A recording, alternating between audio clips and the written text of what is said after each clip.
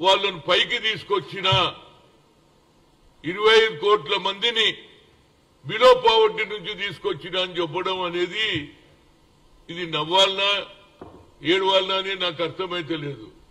ఎక్కడ 25 కోట్ల మందిరా బాబు?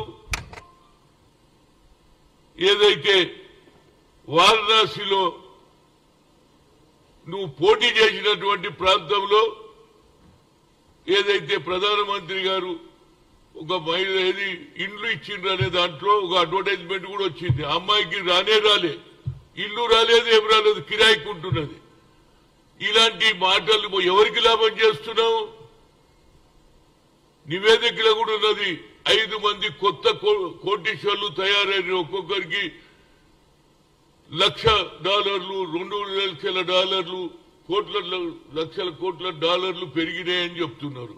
ఇక్కడ ఎవరికి లాభం చేశావు? ముఖేష్ అంబానీతో ఒకప్పుడు టాప్ లో ఉన్న వ్యక్తి ఇవాళ అదానీ పైకి వచ్చాడు. అంటే కార్పొరేట్ సెక్టర్లకే లాభం చేస్తున్నావు తప్పితే బిలో పావర్టీని ఎక్కడ చూడలే. దానికే నిదర్శనం మణిపూర్ లో పేదరికంలో ఉన్నారాడ, లా అండ్ ఆర్డర్ లేదు. కానీ ప్రధానమంత్రి ఇప్పటి వరకు ఒక్క రోజు రాలే. మే 3 జరిగింది ఇన్సిడెంట్. ఇక్కడ వరకు కూడా అక్కడ నేను మొన్ననే రాహుల్ గాంధీ గారి న్యాయ యాత్రకు పోయినుంటి. అక్కడ తెలిస్తే ఇప్పటి వరకు కూడా బిలో పావర్టీ వాళ్ళు ఉన్నారు. వాళ్లకు లా అండ్ ఆర్డర్ లేదు, ప్రజలకు రక్షణ లేదు. ఇప్పటికే 700-800 మంది చనిపోయారు. కానీ ప్రధానమంత్రికి ఏదైతే కార్పొరేట్ సెక్టర్లకు లాభం చేస్తున్నాడు కానీ పేదలకు ఎక్కడ న్యాయం జరగలే. ఇంతకంటే అబద్ధం ఏంటంటే 25 కోట్ల మంది అట బిలో పావర్టీ నుంచి వాళ్ళ ఆర్థిక స్తోమత పెరిగిందట. అందుగురించి వాళ్ళ ఇన్కమ్ ట్యాక్స్ 2 లక్షల నుంచి 8 లక్షలకు పెంచిండట. ఏడ పెరిగిందిరా బాబు? ఏది ఇతర దేశాల ప్రధానమంత్రులు వచ్చినప్పుడు రోడ్ సైడ్ లా సమ్ ఏరియాలో ఉన్నటువంటి దగ్గర ఒక బోర్డు ఏది వాల్ కట్టిస్తావు ఎవడు చూడకుండా. నిజంగానే నీకు పేదరికంలో ఉన్న వారి గురించి ఆలోచన ఎప్పుడన్నా చేసినవా? కేవలం ఎన్నికలు వస్తున్నాయని రామ జన్మభూమిని ఉపయోగించుకొని అందరికీ ఇన్విటేషన్ పంపించాలి. దేవుని దగ్గరికి మాకెందుకు రావా ఇన్విటేషన్? దేవుని దగ్గర పోవాలనేది మా లోపల తపన ఉంటది, భక్తి ఉంటది. నా పేరే హనుమంతుడు, నాకంటే రాముని కంటే భగవంతుని సేవ చేసేవాడు ఎవడున్నాడు? కేవలం పొలిటికల్ చేస్తూ. అందుగురించే మా రాహుల్ గాంధీ అన్నాడు ఇది పొలిటికల్ గేమ్ అన్నారు. రాముని మీద ప్రేమ కాదు, హిందువుల ఓట్ల గురించే ఈ డ్రామా జరుగుతున్నది. కనుక ప్రతి ఒక్కరు కూడా ఆలోచించారు. దేవుడు అంటే అందరికీ ఉన్నారు.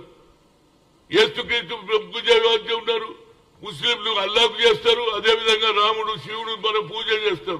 దేవుని దగ్గరికి ఎప్పుడు పోవాలనేది మన మనసులో ఉన్ననాడే పోతాం. సాయిబాబా గుడికి పోవాలన్నా, వెంకటేశ్వర స్వామి దగ్గర పోవాలన్నా మనం అనుకుంటే పోతాం. కానీ దానికి ఇన్విటేషన్ ఎందుకురా బాబు? ఎక్కడ చూడు అక్షంతలు గట్ట పూర్తి తీసుకొని పోయాడు. ఏమిటిది? కేవలం అభివృద్ధి కాదు, రాముని కూడా రాజకీయాలను తెచ్చి ఓట్లు తీసుకోవడానికి చూస్తున్నారు. ఇంకో పక్క బడుగు బలైన వర్గాలు పేద ప్రజలకు ఎక్కడ కూడా న్యాయం జరగలేదు. వచ్చే ఎన్నికల్లో తప్పనిసరిగా ప్రజలు నరేంద్ర మోడీకి బుద్ధి చెప్పాలని, తప్పనిసరిగా అది జరిగినాడే నిజమైన ప్రజాస్వామ్యం అనేది నా ఉద్దేశం. Thank you. అయోధ్యలో గుడి ఉన్నది, పోవాలనుకున్న వాళ్ళు పోతారు. వీళ్ళు ఇన్విటేషన్ ఏందండి? మేము ఇన్విటేషన్ పంపిస్తాం. నీ పెళ్లియారా బాబు? నీ కొడుకు పెళ్లిగా అయితే నువ్వు ఇన్విటేషన్ లేకుంటే నీ బిడ్డ పెళ్లి అంటే ఇన్విటేషన్. దేవునికి గుడి కట్టిన అందరు పోతాము. ఇవాళ పోతామా రేపు పోతాము. నువ్వు మాకు ఇన్విటేషన్ ఇచ్చేదేంది?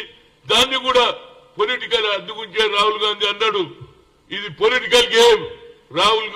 రాముని మీద ప్రేమ కాదు, ఓట్ల గురించే రాజకీయం. అందుగురించే మేము పోమని అన్నాడు. పోయేటాడు పోతాము, బరాబర్ పోతాం. రాహుల్ గాంధీ ఇప్పుడు ఏదైతే కన్యాకుమారి నుంచి కశ్మీర్ గుడ్లు పోయిండు, గుడ్లలో కూడా దండం పెట్టుకున్నాడు.